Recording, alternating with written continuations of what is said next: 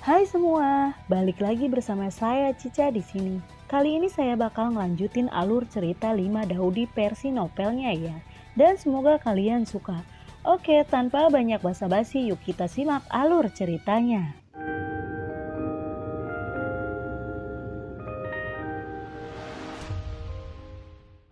Di cerita sebelumnya, Yunlan memerintahkan untuk segera menghukum Long Jingxuan dengan formasi 1000 pedang. Setelah teriakan Yunlan turun, ribuan murid Dao yang tidak berperasaan di alun-alun menggerakkan telapak tangan mereka pada saat yang bersamaan. Bam, bam, bam, bam, bam, bam. Pada saat ini suara keras yang memekakan telinga tiba-tiba terdengar, dan kemudian seluruh pegunungan bergetar hebat. Wajah Yunlan sedikit berubah dan berkata, "Ada apa?" Murid Dao datang dengan cepat dari kaki gunung dan segera melaporkan kepada Yunlan. Xiaoyan memimpin selusin orang kuat untuk masuk. Mendengar ini Yunlan sangat marah dan berkata, "Xiaoyan, kamu sangat berani. Aku memerintahkan kalian untuk turun dan mencoba melawan Xiaoyan dan yang lainnya." Murid itu mengangguk, kemudian terbang ke kejauhan. "Bunuh! Bunuh! Bunuh!" Pada saat ini di bawah pegunungan tanpa perasaan suara pembunuhan begitu keras. Xiaoyan memimpin banyak orang kuat untuk menyerang altar Jenderal Dao bersama-sama. Meskipun Jue Qingdao telah membuat pertahanan yang sangat baik, di depan Xiaoyan, Liu Xiaohui, Linglong, dan banyak kekuatan Dao Sheng lainnya, pertahanan ini sangat rentan. Xiaoyan, Liu Xiaohui, Nalan Qingsui, Xiao Yao, dan yang lainnya bergegas menuju altar utama yang kejam, seolah-olah mereka berada di tanah tak bertuan. Sepanjang jalan semua Taois yang kejam terbunuh, darah mengalir ke sungai, dan pemandangannya sangat tragis. Pertempuran antara klan Xiao dan Dao yang tidak berperasaan dimulai. Satu demi satu ledakan energi terus bergema dari udara Gunung Jiqing. Pada saat ini pertempuran antara klan Xiao dan Jue Qingdao telah mencapai puncaknya. Di awal pertempuran, Xiaoyan memimpin serangan ke atas. Dengan kekuatan menghancurkan Gulak Xiu, dia secara paksa menerobos pertahanan Jue Qingdao dan bergegas ke puncak gunung seperti kilat. Di pegunungan cinta tak berbalas, terdapat pembatas ruang. Oleh karena itu, jika semua orang ingin bergegas ke tebing patah hati di puncak gunung, serta altar utama jalan cinta tak berbalas, mereka harus menerobos pertahanan dari hambatan ruang. Sebagai sekte Taois yang sudah lama berdiri, ada banyak orang. Tetapi melihat cahaya putih pekat ke langit, banyak pembudidaya dengan pedang terbang menyerang Liu Xiaohui, Xiao Yao, dan yang lainnya. Hari ini, kita akan menghancurkan Dao yang kejam itu. Liu Xiaohui berteriak dengan keras. Baiklah, beberapa orang lainnya juga setuju. Kemudian mereka bergegas melewati kerumunan, membunuh banyak murid Dao yang kejam. Namun saat pertempuran berlanjut, semakin banyak pembudidaya peringkat 9 setara dengan tingkat suci pertempuran bergabung dalam pertempuran. Selain itu ada lebih banyak pembudidaya tingkat 9 dari Tao yang kejam daripada Dao Sheng dari klan Xiao. Dalam keadaan seperti itu, semua orang di klan Xiao secara bertahap kalah dari musuh, diseret oleh sekelompok besar orang yang kejam, dan jatuh ke dalam pertempuran yang sulit. Ketika semua orang di klan Xiao sedang berjuang keras, Xiaoyan meninggalkan semua orang dan dengan cepat bergegas menuju puncak gunung. Ada banyak batasan yang dibuat di ruang dengan cara yang kejam ini. Sepanjang jalan Xiaoyan membunuh banyak musuh. Melihat Xiaoyan membunuh banyak orang, Jue Qingdao, seorang pembudidaya peringkat 9 yang kuat berteriak, "Berani sekali! Xiaoyan, aku akan menghancurkanmu." Dia lalu memegang pedang panjang dan bergegas menuju Xiaoyan.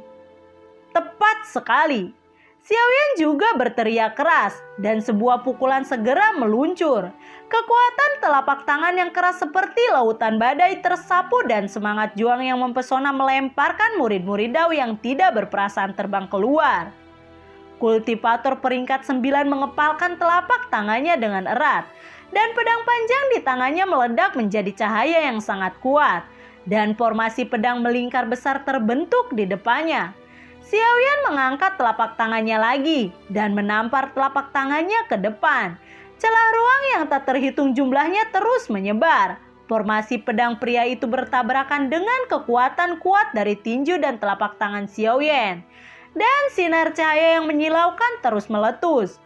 Murid Jue Qingdao di dekatnya terkena energi yang menakutkan dan tiba-tiba meledak menjadi awan darah dengan ledakan.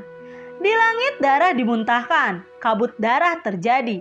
Pemandangan yang tragis, pembudidaya peringkat 9 langsung diledakkan oleh Xiaoyan. Setelah menghentikan tubuhnya, pembudidaya peringkat 9 memuntahkan darah dan menderita luka serius akibat tabrakan dengan Xiaoyan barusan. Siapapun yang menghentikanku akan mati. Xiaoyan berteriak keras dan tubuhnya menghilang dari kehampaan. Dia muncul ke depan pembudidaya peringkat 9 dan kemudian dengan pukulan tirani, dia tiba-tiba hancur. Dengan pukulan Xiaoyan mengabaikan pria itu dan bergegas menuju puncak gunung. Dan murid Dao kejam lainnya tidak berani menghentikannya. Duar! Saat Xiaoyan pergi, pukulan kuat yang tak tertandingi yang dibanting Xiaoyan juga menghantam pembudidaya peringkat 9. Dengan ledakan keras, pembudidaya peringkat 9 menyemburkan darah dari mulutnya. Pukulan Xiaoyan menghancurkan organ dalam tubuhnya dan tulangnya juga retak. Dia jatuh lurus ke bawah. Seorang pembudidaya taut tingkat 9 yang kuat dengan mudah dibunuh oleh Xiaoyan. Xiaoyan memotong semua rintangan dan dengan cepat bergegas ke alun-alun besar tebing patah hati. Hal pertama yang dia lihat adalah formasi pedang besar di alun-alun. Pada saat ini formasi pedang telah diaktifkan.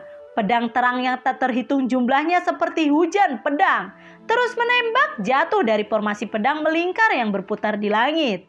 Di tengah alun-alun di bawah susunan pedang, seorang wanita sedang diikat dengan kuat di pilar batu besar. Pedang terang satu demi satu menebas wanita yang diikat di pilar batu, menyebabkan wanita itu terus berteriak. Dengan tebasan pedang yang terus-menerus, darah mengalir di tubuh Long Jingxuan dan rok cahaya bulannya yang terkoyak oleh pedang. Ini tidak diragukan lagi adalah siksaan yang paling kejam di dunia. Dalam formasi pedang yang kejam ini, Long Jingxuan benar-benar harus menanggung rasa sakit karena memakai 10.000 pedang.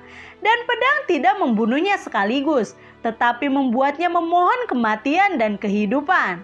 Dibandingkan dengan rasa sakit fisik, siksaan mental bahkan lebih tak terkalahkan baginya. Saat pedang menebas tubuh Long Jingxuan, pakaian Long Jingxuan terus pecah dan pada akhirnya hanya ada satu potong pakaian yang tersisa di tubuhnya yang masih dia kenakan. Dia diikat ke pilar batu seolah-olah dia telanjang untuk dilihat semua orang di tribun.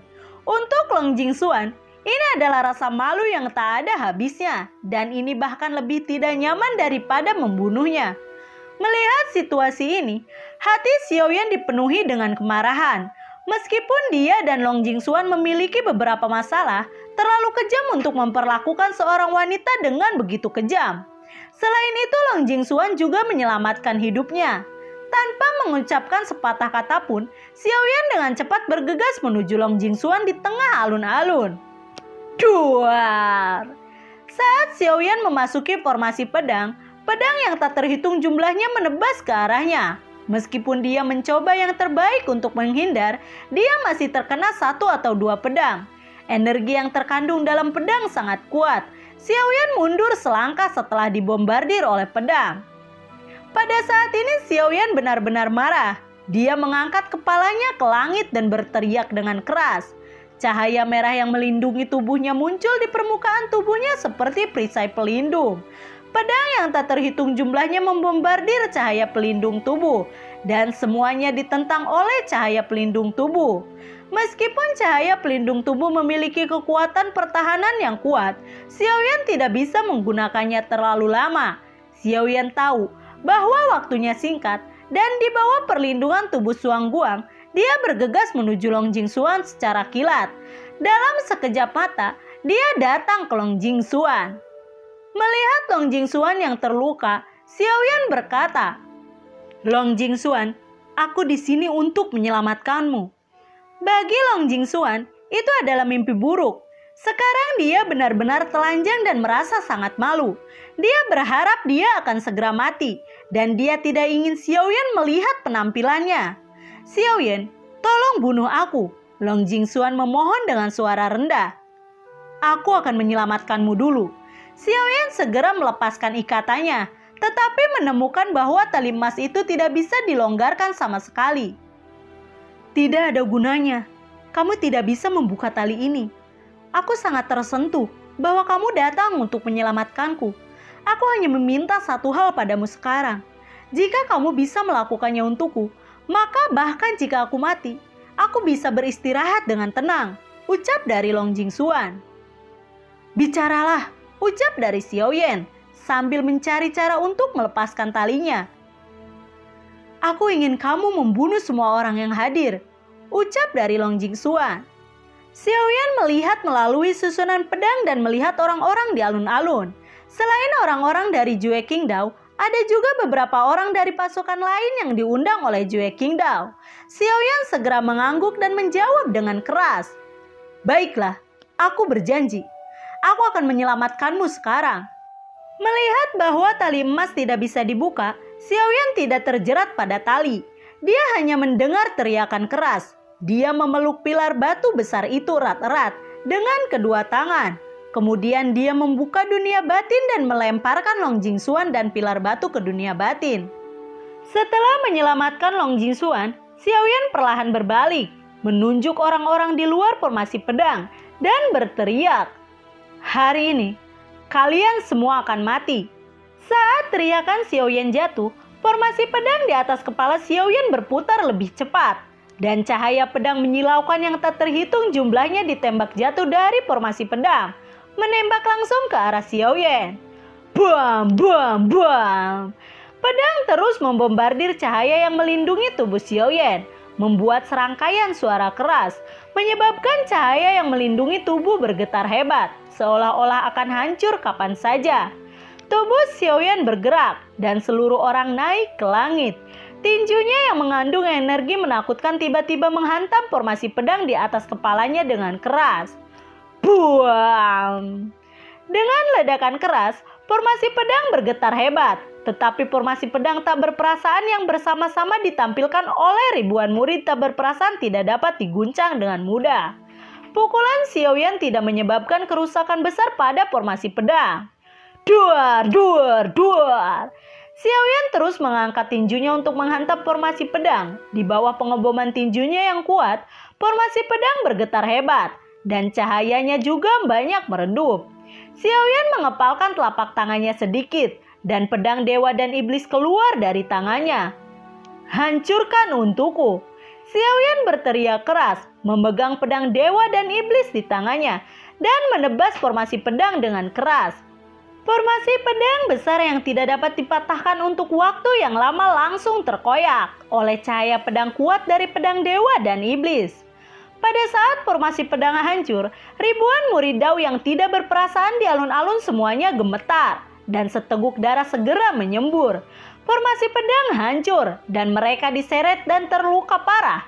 Melihat Xiaoyan di langit, ketakutan muncul di setiap wajah orang-orang. Xiaoyan benar-benar menakutkan. Banyak praktisi di alun-alun merasakan tekanan berat seperti gunung Tai pada saat ini. Dan lebih dari 1.000 murid Dao yang kejam terluka sebelumnya juga tertindas oleh napas yang luar biasa ini. Pada saat ini Xiaoyan yang memegang pedang para dewa tampaknya telah menembus ranah Daoseng tingkat ketiga, mencapai tingkat Daoseng tingkat keempat, atau bahkan Daoseng tingkat kelima. "Hari ini, kalian tidak bisa pergi dari sini hidup-hidup," ucap dari Xiaoyan, dan kemudian berubah menjadi sambaran petir dan bergegas menuju kerumunan. "Bunuh!" Di alun-alun suara pembunuhan terdengar dan bergegas menuju Xiaoyan. Xiaoyan bergegas ke kerumunan dan menghancurkan banyak dari kerumunan. Xiaoyan benar-benar menakutkan, bergegas masuk dan keluar dari kerumunan. Satu-satunya orang yang bisa melawan Xiaoyan adalah pemimpin sekte Yunlan yang tidak berperasaan dan penatua Yang Hui. Tetapi satupun dari mereka tidak bergerak. Xiaoyan bergegas melewati kerumunan dan banyak orang mati di bawah pedangnya. "Xiaoyan, aku akan melawanmu." Menghadapi pembantaian gila Xiaoyan, penatua Yang Hui akhirnya tidak bisa duduk diam. Dia berteriak keras, sosoknya melintas dan dia muncul di depan Xiaoyan. Dan kemudian aura yang kuat mengunci Xiaoyan dengan kuat. Sementara Xiaoyan membantai murid-murid yang tidak berperasaan, Liu Xiaohui, Xiao Yao, dan orang-orang dari keluarga Xiao terjebak dalam pertempuran sengit. Semakin banyak murid yang kejam mengelilingi mereka dan menyerang mereka. Melihat bahwa pengepungan musuh semakin mengecil, semua orang di klan Xiao merasa bahwa tekanannya sangat meningkat. Pedangnya yang tak terhitung jumlahnya terus membombardir mereka. Meskipun Liu Xiaohui, Nalan Qingsui, Xiao Yao, dan yang lainnya cukup kuat, namun kekuatan kedua belah pihak itu terlalu berbeda. Dan jumlah pembudidaya peringkat 9 juga 2 kali lebih banyak dari orang-orang di klan Xiao. Oleh karena itu, pada saat ini orang-orang dari klan Xiao telah sepenuhnya ditekan oleh orang-orang yang kejam dan jatuh ke dalam pertempuran yang sulit. Pada saat ini aliran cahaya tiba-tiba muncul di langit dan lusinan aura menakutkan menembus kehampaan dan melesat ke dunia ini. Munculnya aura yang kuat tiba-tiba mengejutkan kedua sisi pertempuran dan mereka semua melihat kerumunan yang melonjak pada saat yang sama. Ketika Liu Xiaohui melihat penampilan sekelompok orang, dia sangat gembira dan berteriak, "Ini Tie Wei dan yang lainnya. Bala bantuan kami telah tiba. Semuanya bergegas." Ternyata orang yang terbang cepat adalah Tie Wei, Xiaoya, dan yang lainnya yang akan bergegas ke Dali terlebih dahulu. Setelah mereka berpisah dari Xiaoyan, mereka terbang untuk jarak tertentu.